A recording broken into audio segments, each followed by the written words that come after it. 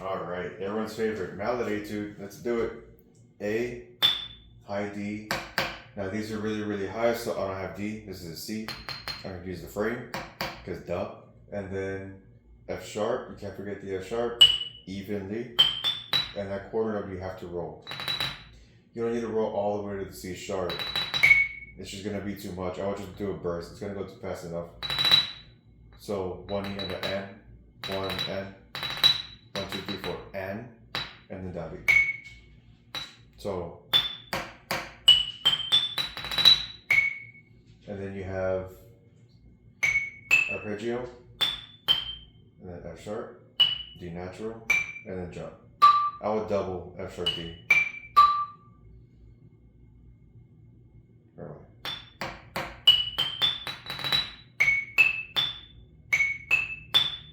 I think left makes no sense. Right, B. See my hand moving by itself, my left hand? Right here is prepping for that downbeat, for that octave down. Now that dot underneath is called staccato. That one you don't need a roll. Staccato, short, nothing on there, open roll.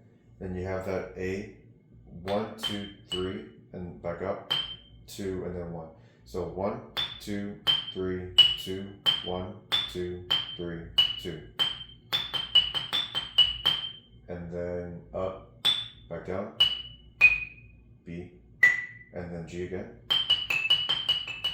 Again as in the pattern again. And then back down, C sharp, A, and then F sharp, back down. The right hand moves from F sharp down to E.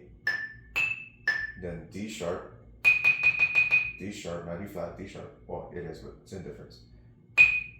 And then E natural, and then A. It's gonna be a better stick in the right.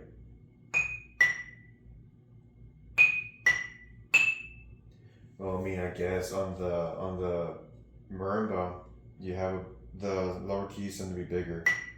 So although the same gap 1, 2, 3, 4, and 1, 2, 3, 4, the smaller keys are going to be a shorter distance to cover. And then G you have to roll. Trill is the double note roll. You're going to add the F sharp. So G you do roll into F sharp. G, F sharp, you got to lead the left hand. Like 1, 2, 3, 4, 5.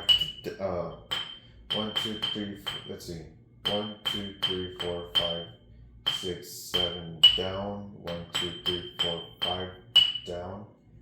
I think a 7 is gonna work. And you have the 7 up here. 1, 2, 3, 4, 5, 6, 7. Then that right hand leads. You want the odd number because the even number 1, 2, 3, 4, 5, 6. You're gonna have to push the right hand. And then that, as you're coming up, you're gonna collide.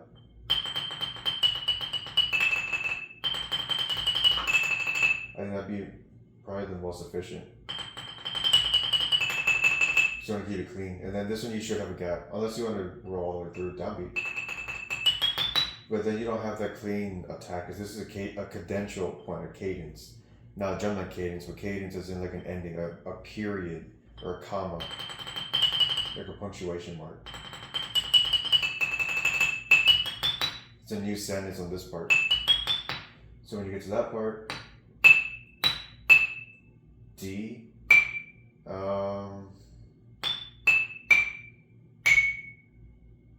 does singling make sense? Doubling there, does that make sense? You don't need to follow the singing that's there, it's just whatever's more comfortable. Because the left hand needs to know with the G sharp.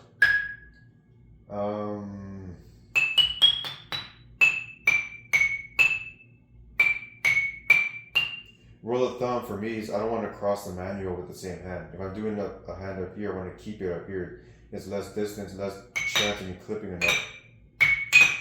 Versus down here, if I can double across 2 notes versus doubling across the manual, lesser of the 2 evils for me, less risk would be D, F, moving across 2 notes rather than just the manual.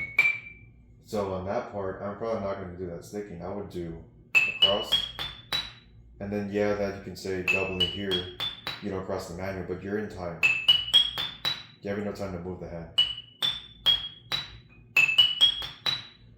and then E, D, C sharp, and then D, F. Yeah, that way you don't have to cross a big gap. It's right here versus all of that gap. And then this run, I'll probably double that. It's right next to each other. Do single. And I don't want to cross that right hand. I'd rather do that. And then double here. Where is that? C. Oh no. And then A. That would probably be the double. Because my hand's already moving as it's going. Keep the velocity. And just drop it. You're going to have to memorize how that feels physically. But for me, that would probably make the most sense. And then when you get back up to D, the right hand's going to be leading it. Don't forget that F sharp. And then D, C. Does it make sense to single there? Yeah. Yeah, I think that would make the most sense. The double would probably be B, C, E, and then F sharp. Yeah, for me, that probably makes the most sense.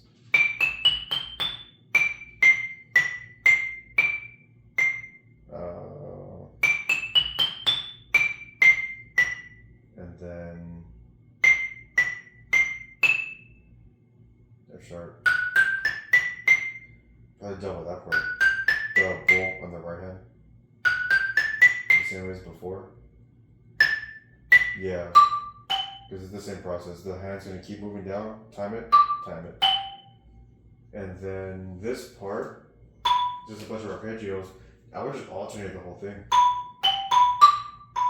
You gotta make sure you play up. You don't want to stay low because then when you cross the hands, you're gonna have that happen.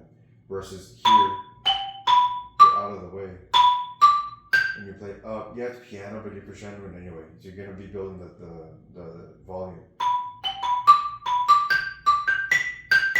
And then C, yeah. E, where am I? F sharp. Wow, that's a weird way of writing that. Why not just do 1 and a 2 E and just split it up? That's the phrasing though. Hit and then 1, 2, 3, 4, 5. 1, 2, 3, 4, 5. And then up. F sharp, D, F sharp, E. Yeah, you have to leave it down because your left hand is gonna move. Again, a 5 pattern, and then A, C, and then back down again. Does that make sense? Yeah, because you have to move. You gotta keep moving up. Is that G? And you gotta move the hands. The same way you had the arpeggio.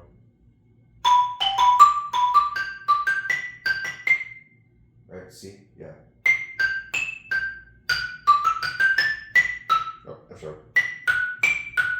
Oh, F sharp.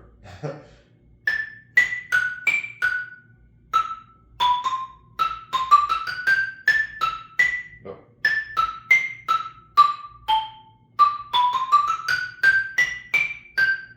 And then, where am I? F sharp.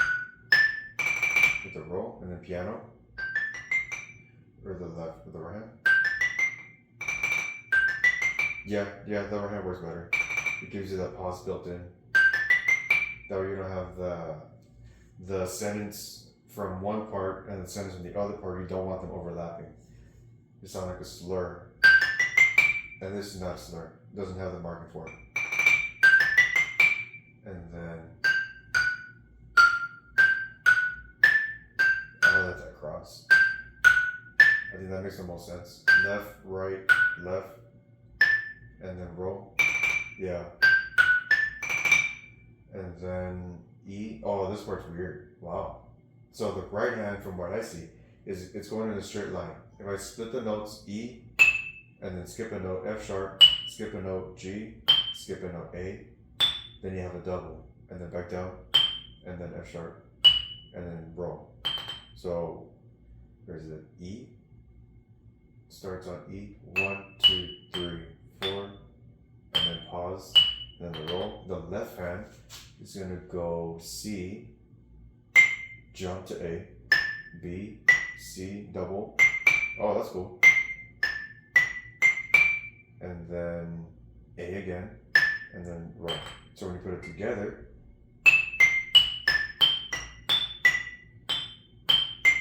yeah, there it is. So you have 1, 2, 3 on that fourth one. 1, 2, 3, 4, double, and then G, and then A, F sharp, G. Where am I?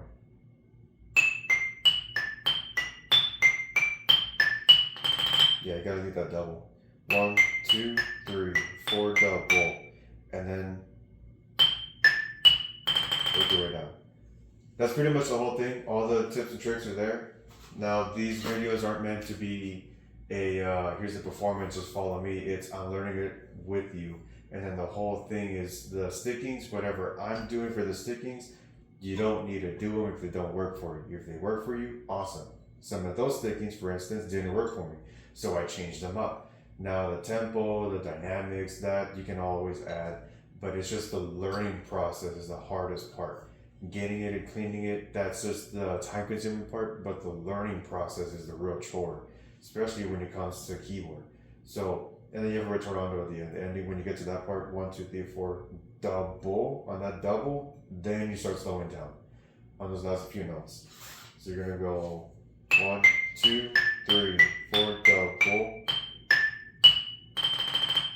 It would be really cool. I don't know if you want to do this or not. For me, it sounds like a mistake if I was, because you guys are going into a blind audition. So if it sounds like you're going,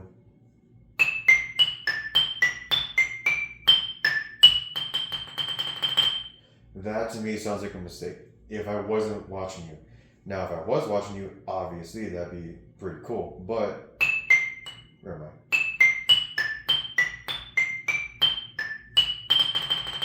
That sounds like it's on purpose. That roll being in time at the same speed, consistency, that's the builder for all of your rankings. The consistency in timing, consistency in tone, consistency in the dynamics. You want your fortes to be fortes, you want your pianos to be pianos. You don't want your pianos to bleed into fortes, or your pianos are too loud, or your fortes are too soft. You want a big gap, not a small gap when it comes to dynamics. All that being said, it needs to sound like a robot playing this, not like a soloist. Again, no one's looking at you. You want to be expressive, you can do that kind of, but with this, it needs to sound like a playback. Like you press play, and then the recording plays it the same way over and over and over and over again. It's never going to change. That's what they want for this stuff, because it's a blind audition.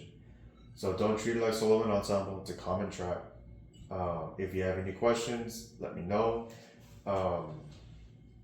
For some of this stuff, you should have enough time to get through it. It takes maybe, because I know what I'm doing, I did in the video, but whenever I'm teaching this type of stuff, it tends to take, as a classroom, it tends to take about a week, maybe 2 weeks to get from beginning to end, just to learn it, not even to build the speed, or not to get dynamics completely perfect, or to get all the beating spots right, just to learn it.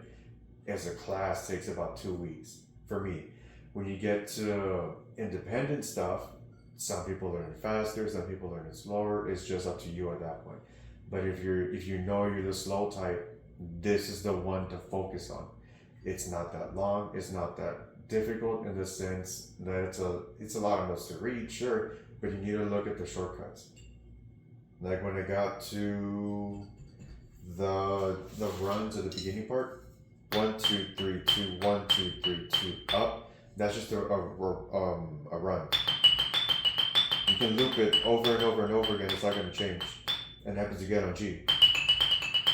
And then the other runs you have are groups of 5. 1, 2, 3, 4, 5. Those are 5 notes. Down here, 5 notes. Down here, 1, 2, 3, 4, 5. Where was it? All of those, there's just groups of 5. 1, 2, 3, 4, 5. You read those, you just read the first note and count 5 notes up. Adjust whatever notes you need to, like F sharp or G sharp. I saw a G sharp in there. D sharp. So you need to watch out for some of those. Now, if you have any questions, by all means let me know. I'll try my best to get through as many comments as possible.